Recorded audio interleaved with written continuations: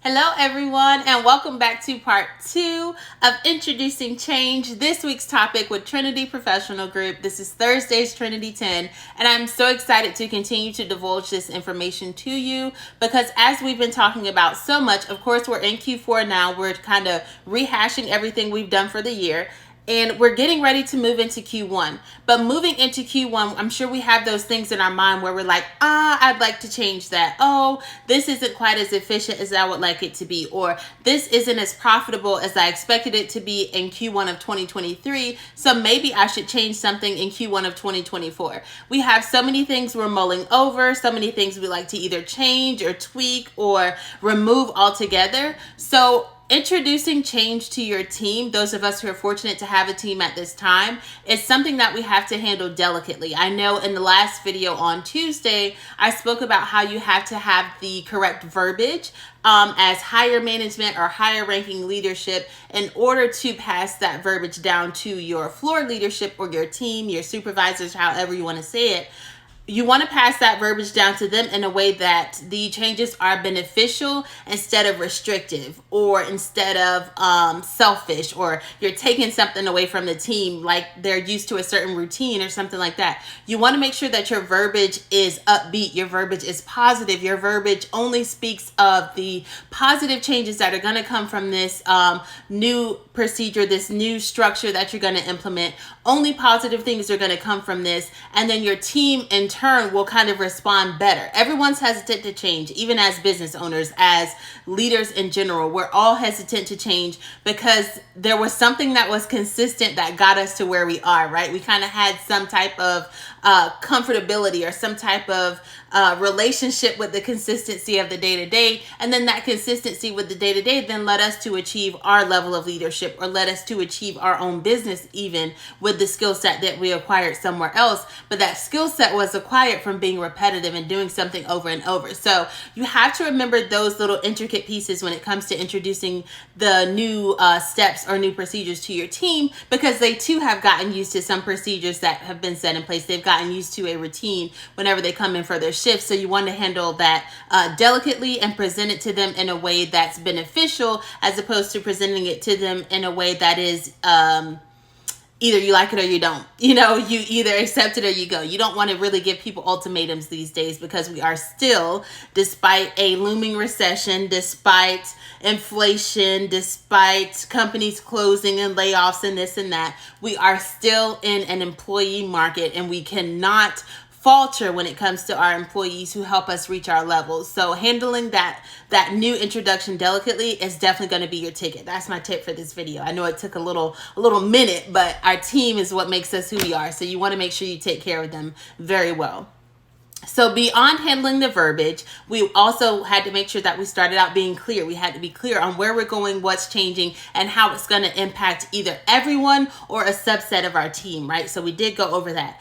Now, I want to say that when we go to change our system, we shouldn't just change everything at once, right? Because as with any system, someone's always benefiting from it being the way that it is. So someone's going to be hesitant because, okay, this benefits me. And a lot of companies who have procedures where it's either picking product or stowing product or moving product or putting something on the truck, there's so many incentives that come with a certain position that when you go to change that, the people start to think that you're taking something from them, right? So if I have a quota I have to meet every night, and then when I exceed that quota, whether it's the number of orders I have, the number of packages I have, the number of trucks I load, whatever that quota is that I have to meet, and I exceed it, then receive a bonus. If you come to tell me that this new procedure is going to impact my excelling in an area and even my bonus that's going to be tacked onto my check, of course I'm going to be apprehensive. I'm going to be like, listen,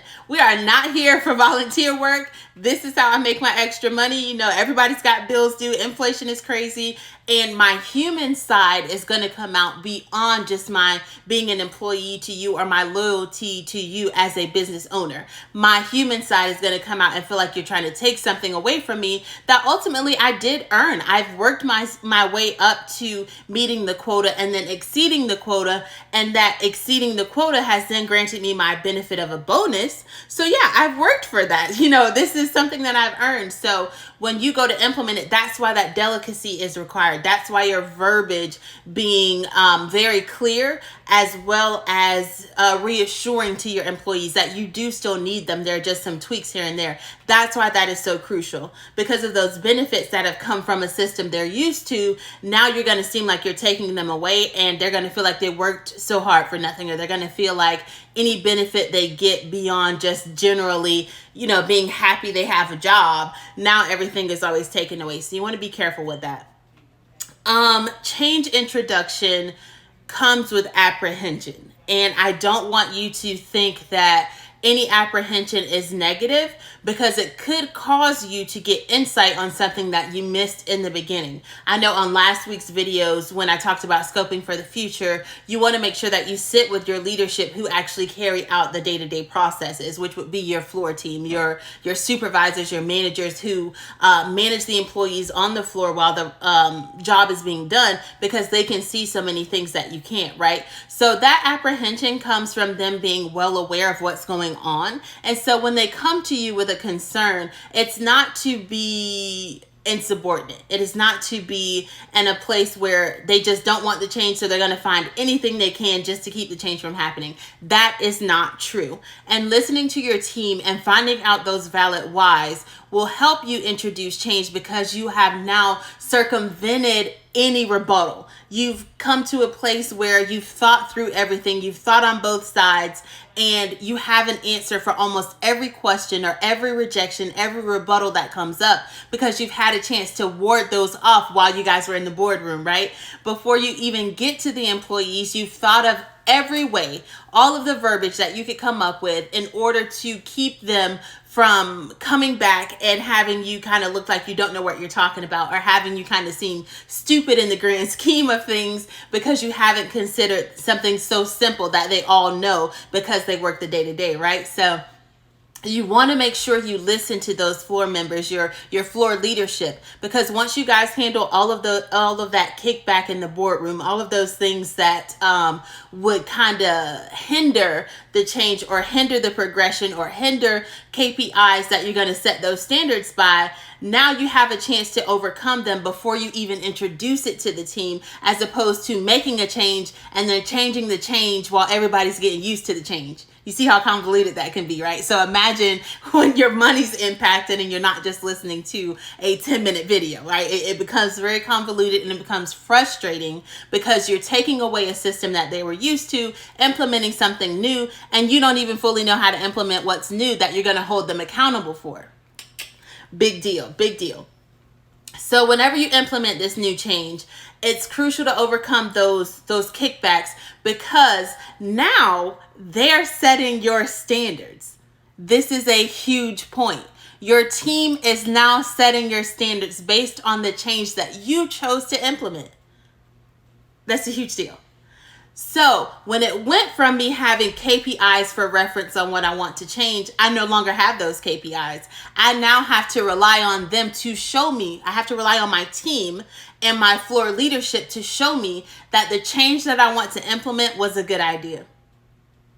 I'm relying on their willingness to give me numbers. I'm relying on their willingness to accept the change. I'm relying on their willingness to go by every measure, every infrastructure change, every procedure change, step by step. I'm relying on them to provide me the KPIs I need to satisfy the investment I just made, right? So playing it delicate with your team is a huge deal. Making sure they are on board is a huge deal, because if you don't, your standards will be so low that you're not meeting your customer output. And when you're not meeting your customer output, your customers stop spending money. When they stop spending money, you now invested in something that was a waste. You've changed the system. You've changed people's way of doing things. You've changed what they're used to. there's so much impacted on that. So you have to take care of your team, you guys. As always, Fredrino at Trinity Professional Group, my book, The Conscious Leader, is coming out. I will also make sure that I have the link on this video for you to go ahead and sign up for the Zoom call. You'll get a free copy, well, not a free copy, it's included with your purchase.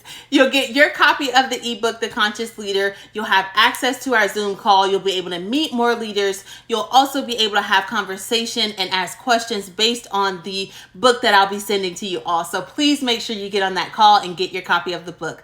Fredrino at Trinity Professional Group. Bye.